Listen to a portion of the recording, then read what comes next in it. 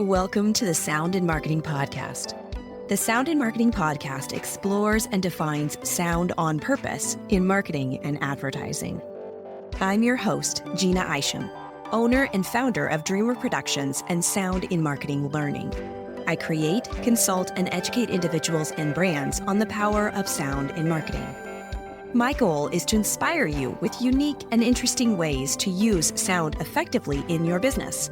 If you would like to explore this further, my company, Dreamr Productions, would love to help. Our contact info can be found in the show notes. Now on to the show. I was invited to attend Shoptalk 2024 in Las Vegas, and of course, I was thrilled. I was hopeful to hear talks on sensory marketing and immersive experiences. Although I didn't get exactly what I hoped for, what I heard was still very encouraging and excited me about the future of the retail industry. What are retail brands looking for? What are they struggling with? How can they be more efficient? But most importantly, how can they remain relevant with their consumers in this fast-moving and evolving marketing space? For those of you who have never heard of Shoptalk, I'll let my guest today fill you in. I'm Joe Laszlo. I'm head of content for the US for Shoptalk, a conference focused on innovation in the retail industry. And Shoptalk was founded to be a place where everybody across that retail ecosystem, from the earliest stage startup to the Walmarts and Macy's of the world, hopefully it's an opportunity for people to both make new connections, learn about interesting technologies on our show floor, and hear from some of the best and brightest retail innovators on our stages. Originally, I went to report on how brands were using sensory marketing and immersive experiences. Although no one was really shouting from the rooftop about sensory marketing, I did pick up on indicators that it would be a talking point sometime in the near future. As for immersive experiences, brands were talking about it, but using different words like seamless transitions from the physical to the digital spaces, and how to utilize generative AI and AI learning. We're moving to a new chapter in the way that people live their lives, where, back in the day, you were kind of either online or you were offline. You went to a store or you went to an e-commerce site to shop. Nowadays, you can be in a physical store and shopping somewhere completely different. That blurry line between the physical world and the digital world, and how smart companies are taking advantage of that. Almost every presenter used words like inspire, community, relevance, collaboration, authenticity, innovation, vulnerability, conversational, and brand and customer-facing engagement.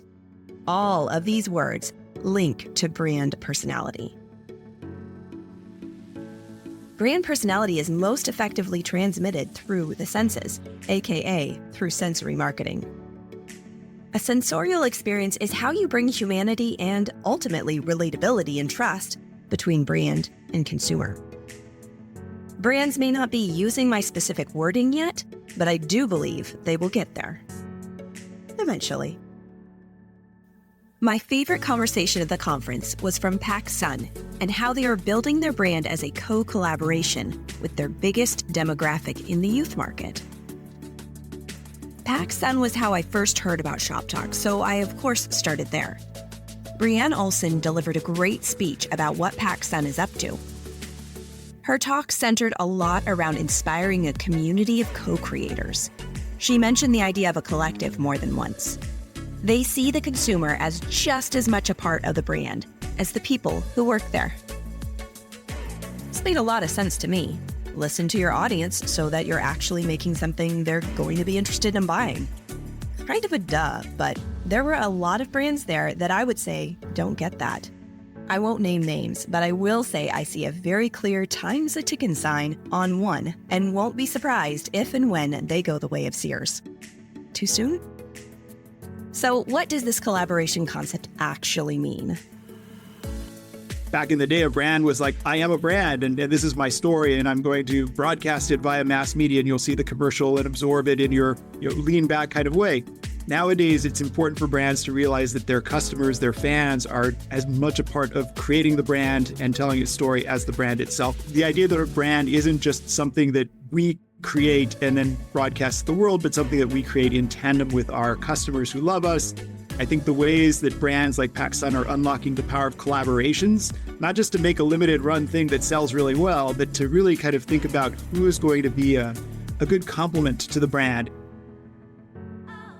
One direction PacSun is pursuing is the gamification of modern-day commerces in the metaverse. Their main demographic is Gen Z, and Gen Z digs digital. In 2022, they started a Roblox game called Pack World. According to Hypebeast, this game has a futuristic airport, an upside-down universe, and an icy winter-themed wonderland. There are also dedicated gift shops where the user can go and buy PacSun clothes for their avatar.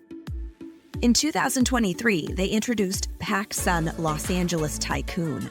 This game allows the user to create their own Southern California real estate. Who wouldn't want to have property in Santa Monica and Hollywood, right? I don't pretend to fully understand Roblox, so I won't go too far in for fear of embarrassing myself. But I do think it's important to note that PacSun, which is probably filled with people my age, is attempting this learn and, from what I can tell, succeeding.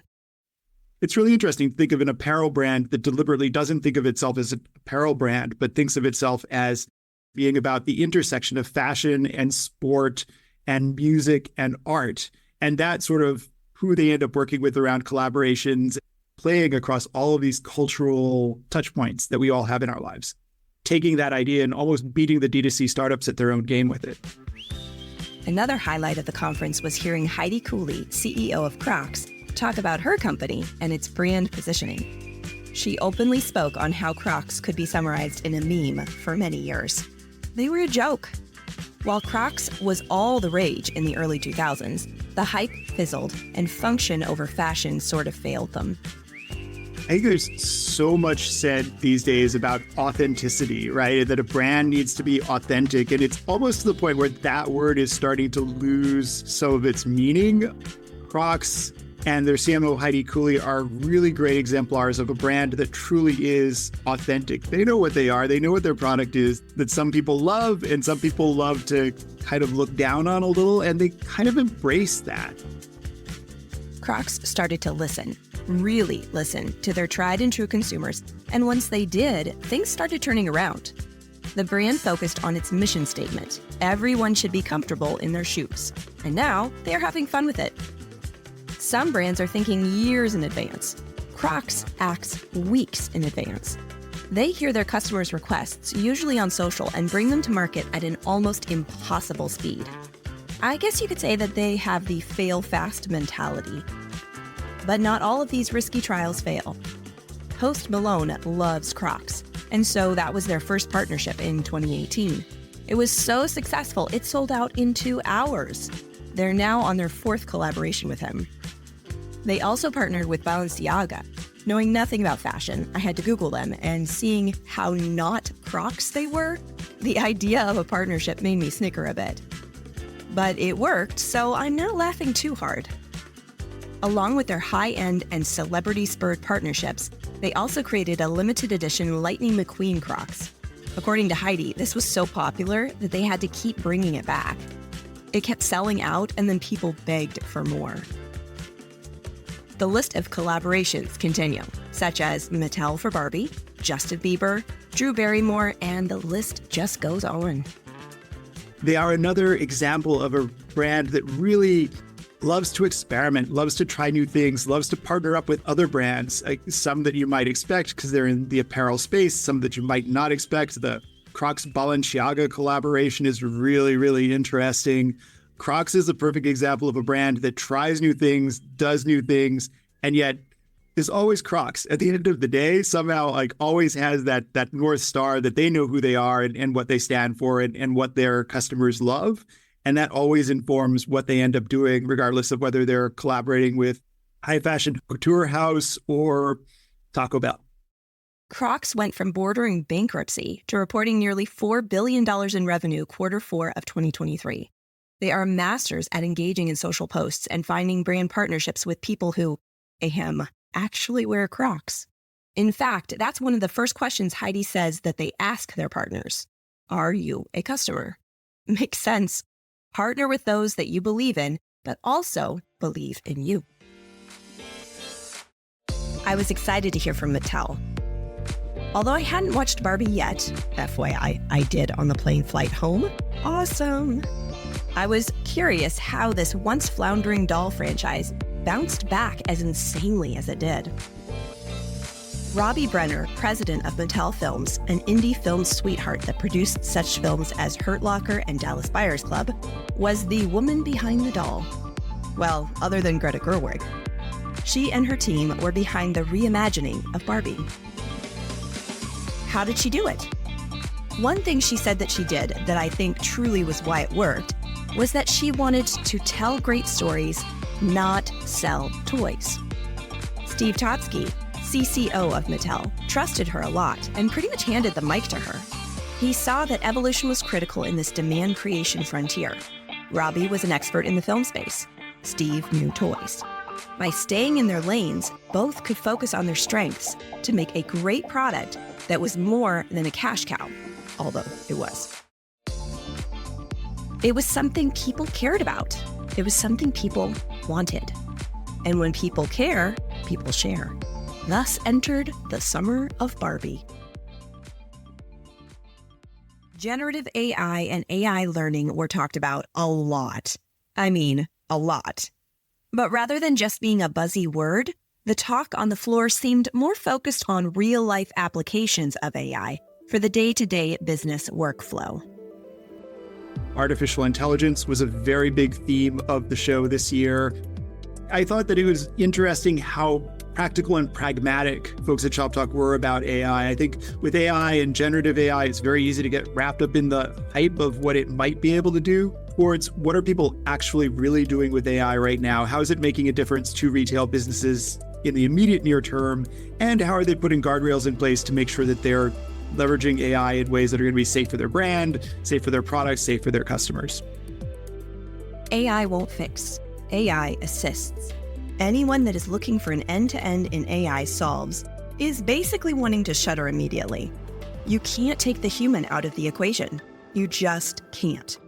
As soon as the brand loses all sense of humanity, the humans stop caring, and that brand loses money and relevance fast. AI is not the devil.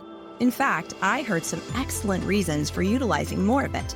But again, those excellent reasons were to be an aid to the humans, to speed up workflow and create efficiencies. We are far, far away from AI being so good that they start replacing us. So let's just not start talking about that yet.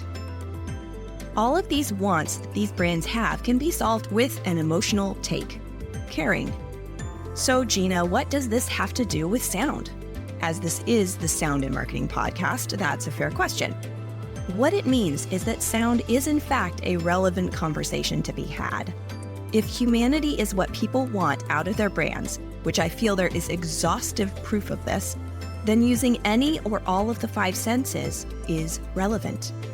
And seeing as right now we only have the capability to utilize sight and sound online, then let's start creating more sound on purpose rather than just a slap on at the end. Nobody has quite figured out how to bring audio into that mix in a way that feels organic and natural and enjoyable, but there's huge opportunities to experiment and learn and try more of that. Who knows, maybe we'll all be able to get smells through our smartphones in 5 or 7 years. I'm sure some smart people somewhere are working on that. There's a whole world of other things that could potentially encompass as well. Sound may not be the all-ends-all. In fact, I don't think that it is. But sound should most definitely be brought into the conversation. What does your brand sound like? What does it feel like? Taste like? Smell like? And of course, what does your brand look like? These are questions we should start asking now before anyone else beats us to it. And success, in my mind, is not translated by immediate dollars. That was also the consensus from a lot of the presenters. They saw the value of seeing things through and growing roots. Success is longevity, brand loyalty, and for a special few, leads to becoming a legacy brand. A legacy brand will always have a human behind it because that is what makes it unique. Shoptalk, thank you so much for inviting me to the conversation. I'm excited to see how much closer we get to marketing through the senses in the years to come. Thank you to Joe Laszlo and the whole team at Shoptalk for allowing me to attend the conference in March. Thank you also to all of the companies that have inspired me to think that this world of marketing is most definitely becoming more human-centric. And also a special thanks to Artlist, who provided my background music throughout this episode.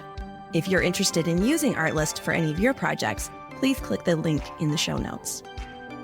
Did this episode get you inspired to start exploring your brand sound?